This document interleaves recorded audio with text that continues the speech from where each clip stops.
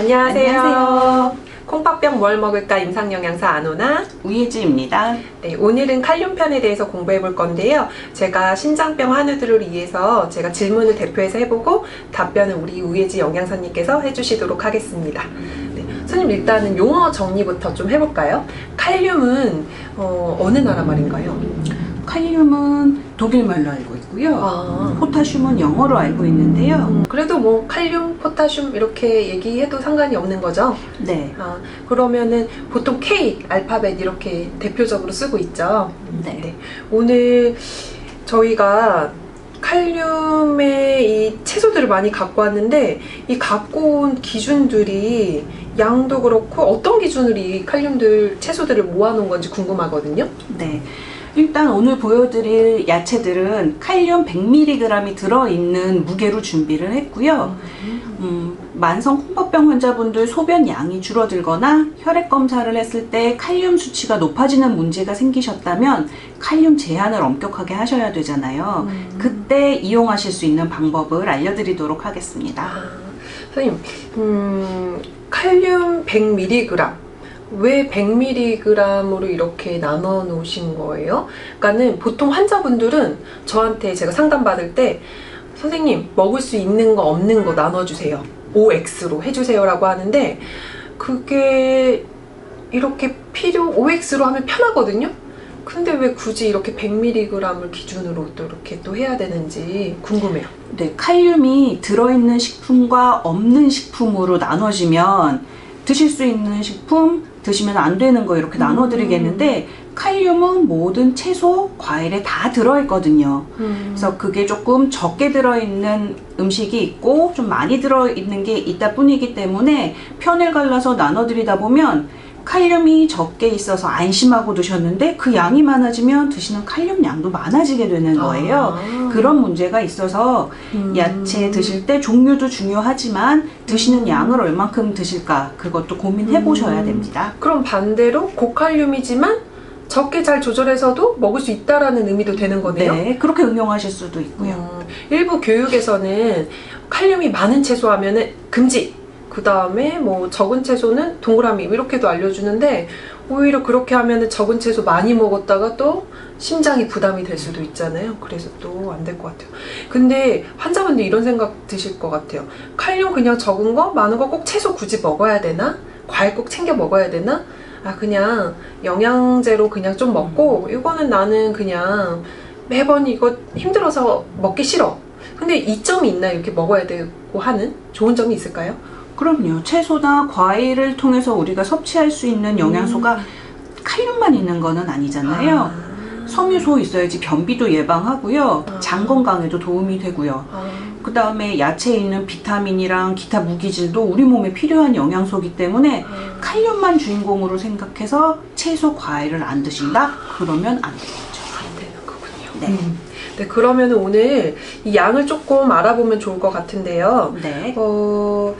이 야채들 이거 어느 정도 하루에 먹을 수 있는지 한 끼에 한 100mg의 야채를 몇 번 정도 먹을 수 있을까요?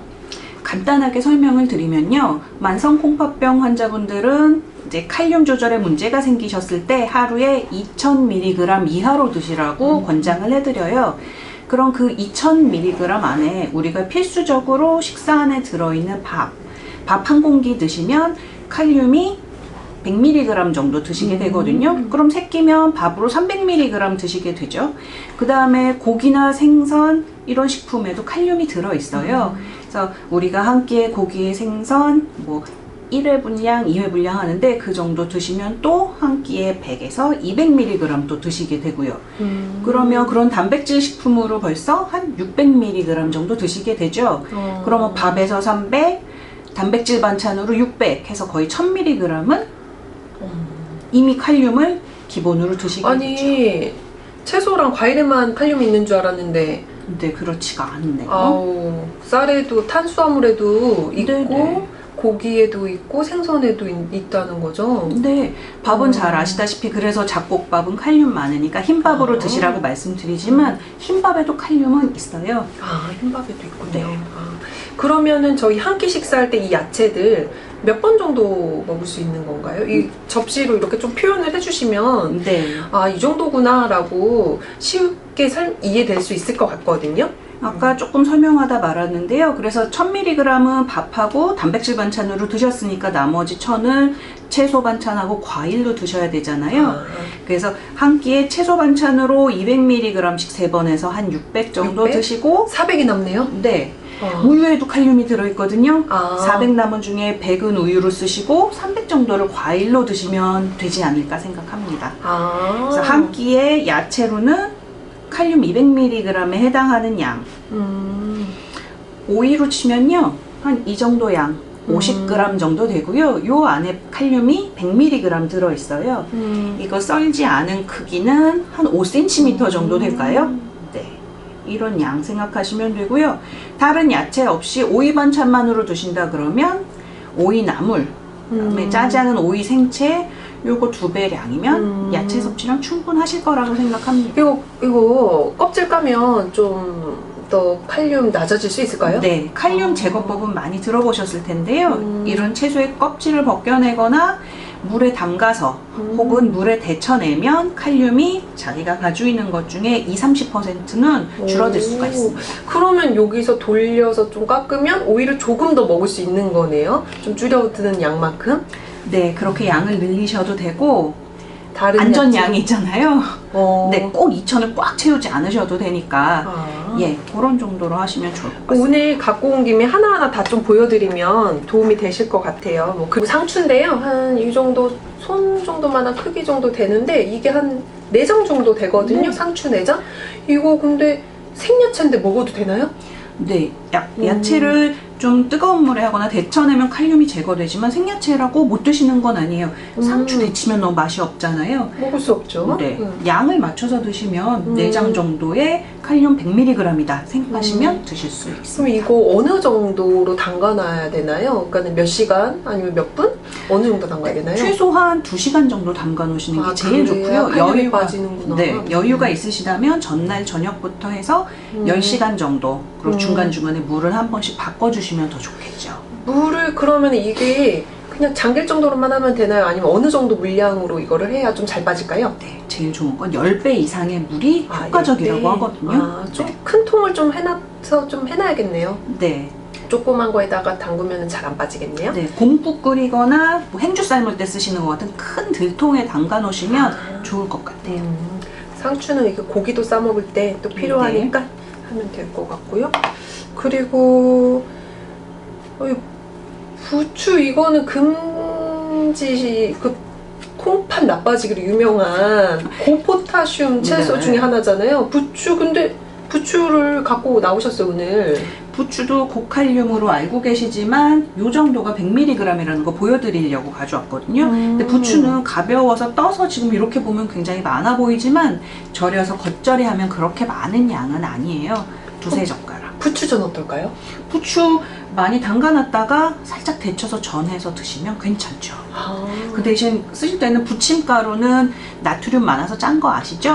일반 밀가루, 박력분 같은 거 사용해서 전 부쳐 드시면 드실 수도 있습니다. 또 추석 하시는 분들은 거기다가 단백질 있는 오징어도 같이 넣고 하시면 네. 해물 이렇게 네, 부침개 하셔도 괜찮겠네요. 아, 네. 그렇군요. 그리고 가지가 생각보다 많은데요? 이게? 그렇죠. 네. 네. 이 정도 양이 되네요. 가지로는 뭐 어떻게 요리해 먹으면 좋을까요? 가지도 쪄서 드시면 증기가 밑에서 올라와서 칼륨이 제거되지 않잖아요. 그러니까 이것도 맛이 조금 덜하고 식감이 조금 떨어지더라도 삶은 다음에 쭉 짜서 무쳐 드시는 편이 칼륨 제거에는 효과적이겠습니다. 아, 그렇군요. 그리고 이거 주키니 호박, 서양 호박, 우리 뭐 돼지 호박이라고 하는데 이거 양으로는 한 요 정도 되는 것 같네요. 이거는 우리 국에다 좀 많이 넣기도 하고 뭐 전으로도 또 먹어도 되고 그렇잖아요.